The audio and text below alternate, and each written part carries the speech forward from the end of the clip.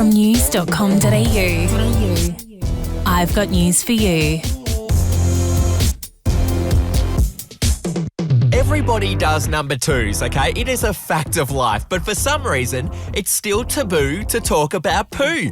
But that's not going to be the case in this episode. Today, we're chatting to an expert who's known as the butt doctor, and he's going to answer all the questions that you've always been too afraid to ask.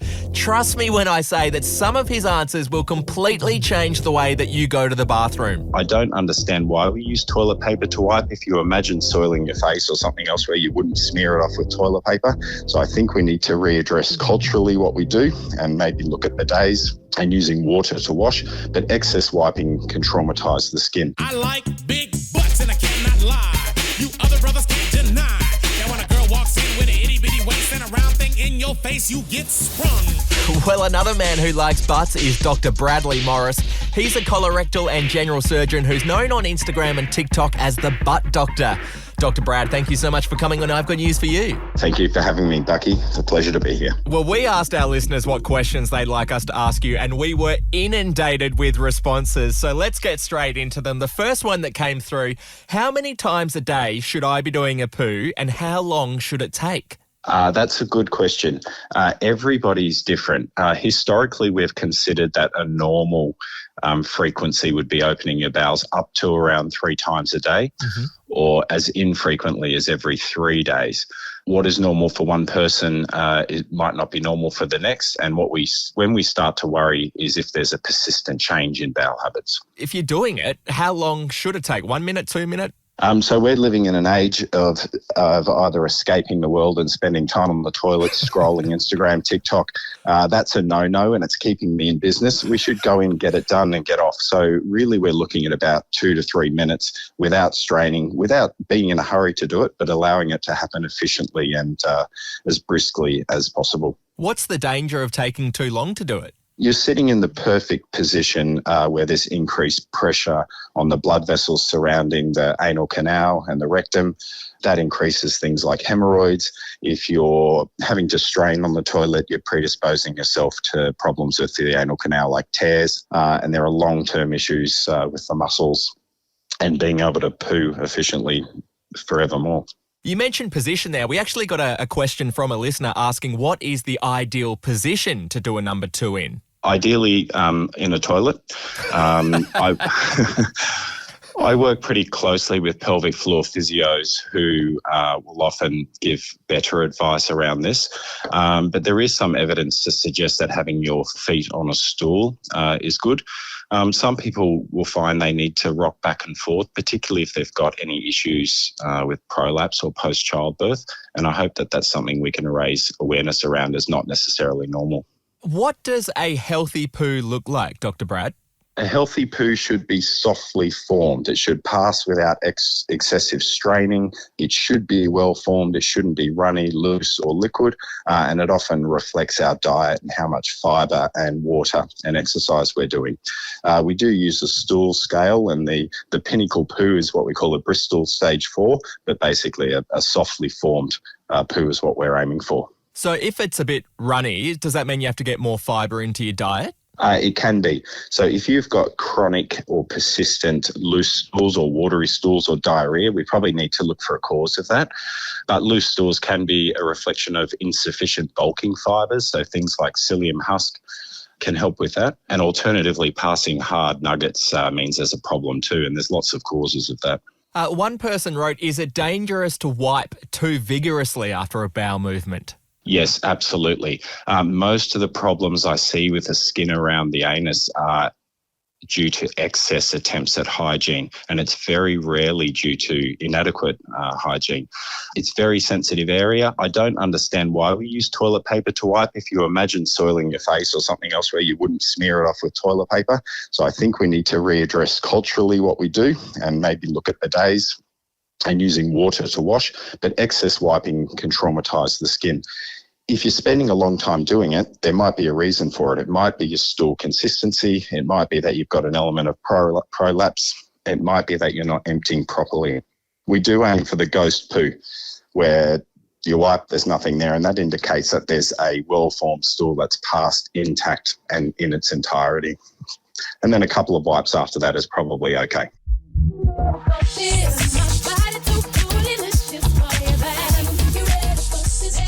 Well, I'm chatting to Dr. Brad Morris, aka the Butt Doctor, who's answering all the questions sent in by you, the I've Got News for You listeners.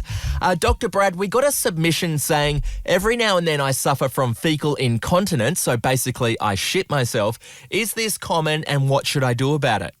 Fecal incontinence is really common and everybody is sitting at home suffering with this in silence. It affects about 1 in 9 and 1 in 10 people, especially women. There's lots we can do about it, so come and have a chat. You don't need to suffer this. It can be a reflection of diet and stool consistency. It can be sphincter problem, which might be related to trauma around childbirth. It can actually be a sign of obstructed defecation or constipation, where the body produces fluid or diarrhea to try and relieve the obstruction. And I often talk about an analogy of a traffic jam on the freeway with motorbikes coming around the outside. You can be completely blocked up and those motorbikes will still get past, and that's can be a cause of diarrhea and incontinence when actually the problem is being constipated. We can definitely help, and I try and I'm going to be spending a lot more time trying to reduce the stigma around this, because there are lots of things we can assess and do. Dr. Brad, another listener wrote in that sometimes doing a big poo makes me feel bloody amazing, like almost as good as an orgasm amazing. Can you explain this? I'm not sure how good I am around the science. The anus and the anal canal has got lots and lots of nerve endings. Passing a big motion can stimulate the vagal nerve, which can be very pleasurable. And of course, we know the sensitivity of the anal canal is why so many are interested in sort of anal play and exploration, either personally or sexually. It's a sensitive area. There are sensitive nerves there, and sometimes you'll get that magic poo and it will feel really good. Is there such a thing as poo-phoria? Why have I heard that term? I don't know how to achieve this on a regular basis, but I think many of us have experienced this, and it's probably that just right stretch that stimulates all of those pleasurable nerve centres and are interpreted as a good thing. We've got a few questions about this one, Dr. Brad. A few people wanted to know what fecal transplants are, how they work, and why some people get them. So fecal transplants are a pretty hot topic over the last 5 to 10 years. And there's been a lot of attention on the microbiome. So the microbiome are the bacteria that live in our gut. And there should be a mutually harmonious relationship. We need these bugs. They need somewhere to live. They help provide nutrients and break down food products and waste. The concept is that many, if not all, of our diseases come by a problem with the gut and maybe the microbiome or the products that these bacteria are producing. And so a fecal transplant takes the idea of taking a healthy poo, which contains healthy bugs from a healthy person, transplanting that into someone with a health problem, and then seeing benefits in the transplant recipient. So we use that in some cases of severe infection, in some inflammatory bowel disease trials. We're looking to see if that's effective. There's also been some attention or evidence that you can transplant feces from a overweight person into an underweight person and they will actually gain weight. So there's a lot we still don't know about it, but what is becoming clear is that the gut microbiome is really central to gut health and probably our overall health. A question about farting. Is it bad to hold in a fart? I can't provide any science for this, but I think it is. A lot of the problems that we see in the Western world, and I'm talking about abdominal pain, bloating, constipation, we get diverticular disease, which is little pockets or outpouchings of the bowel that can then form infection and can bleed and so on. Lots of these conditions might be due to ignoring what are normal cues to either fart or to do a poo. Lots of us will get up in the day and we'll be in a hurry and we'll either force ourselves to do a poo before we go to the gym or before we go on a long ride, or we ignore those cues. Then by the time we get the cues, we're stuck in traffic on the way to work and we've got to ignore it. Or we're sitting there in an office and we can't fart. So all of these things will absolutely put increased pressure on the colon upstream. And I think that that is responsible for a lot of disease states. We really haven't looked into it, but another colleague and I often talk about this. I do have a theory that holding in your farts makes these things worse. So let it rip.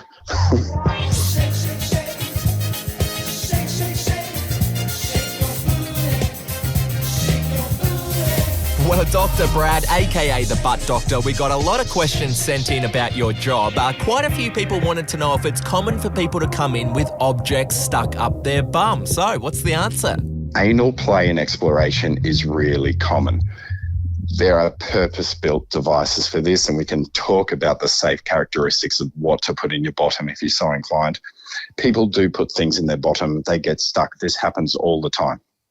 That's normally an emergency, and so most of the time that will go to the general surgeon on call.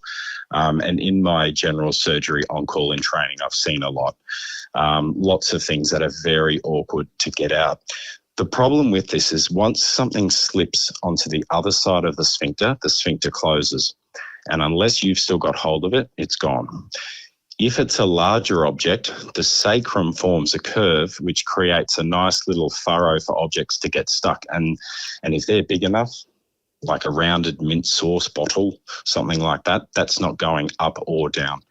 I have published on some pretty unique ways to get things out of the bottom, like PVC pipes and having to use power tools to cut them up. But basically, it's like putting your head between the bars. Sometimes easy to get in, very, very difficult to get out. You couldn't just run us through some very quick items that you've seen up there in your career? Look, I've seen everything. I've seen sauce bottles, deodorant cans, vacuum cleaner attachments, glass bottles, cucumbers, sex toys that don't have a base or a flange, so are probably best off not going in the anus. Okay. Well, that sounds like a colourful few days at the office. We got a good health question here. At what age should we be having regular tests to make sure we're in top shape downstairs? The Australian guidelines currently look at traces of blood in your poo, and the government will send tests out from age 50 every 2 years until the age of 74. This is for people who don't have any symptoms and don't have a significant family history. You can do that a bit earlier from age 45 with your GP. One of the messages I'm always trying to get across is that there is an increasing rate of bowel cancer in young people. And because we're not looking for this and because patients don't accept it and doctors don't necessarily accept it, these cancers, when they occur, which is still uncommon, is often delayed. So my message is that if you get symptoms, you've got to get checked at any age, and that might be 20, 25, 30, 35. If you've got a family history, particularly in immediate family members, you need to have a chat with your doctor about what the guidelines suggest for you. So there's screening recommendations around bowel cancer prevention, and then there's the investigation of symptoms. Last question for you, Dr. Brad. What are your top tips for maintaining a healthy butt? The first thing that we can all do is address our diet. We know that processed foods, particularly processed red meats, are not good for our gut health. We know they increase the risk of bowel cancer. So we need a diet that has a wide variety of plants and vegetables and fruits, and that's the number one thing that we can do.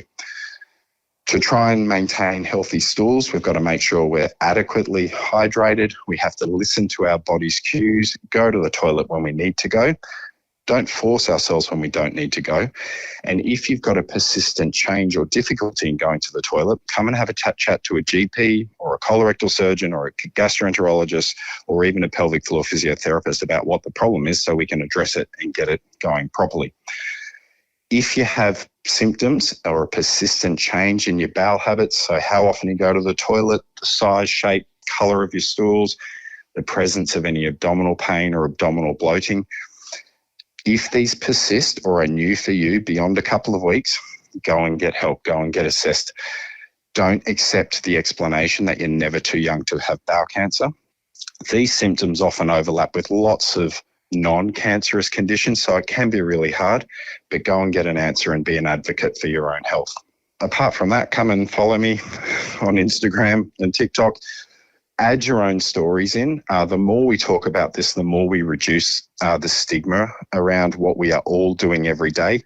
Everyone wants to know this stuff, so let's talk about it. What I do is not a mystery, and I'm happy to try and share and educate simply where possible. Well, you can find Dr. Bradley Morris at The Butt Doctor on Instagram and TikTok. Thank you so much for chatting to I've Got News for You. Thank you very much, Bucky.